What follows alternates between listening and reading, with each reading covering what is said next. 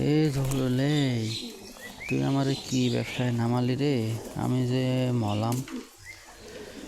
হ্যাঁ, এক জোড়া কবিতর 250 টাকা। এত কম দামে কবিতর বেশি, তাও কেউ কেনে না। আমি যে মলাম। আমার পাশের বাড়ির এক সওয়াল এই ক্লাস 3তে পড়ে। ও গেছে স্কুলে, হেডমাস্টার ক্লাস নিচ্ছে। মাস্টারটা আবার খুব রাগী, ও ভয়তেই বলতে পারছে না যে ও টয়লেটে যাবে। মেলাক্ষণ ধরে পেট চাইবে ধরে থাকতে থাকতে যাই হোক ক্লাসটা শেষ হয়েছে। ও দৌড়েও টয়লেটে গেছে। দৌড়েও টয়লেটে যাই বসে পড়েছে জামাটা খুলে।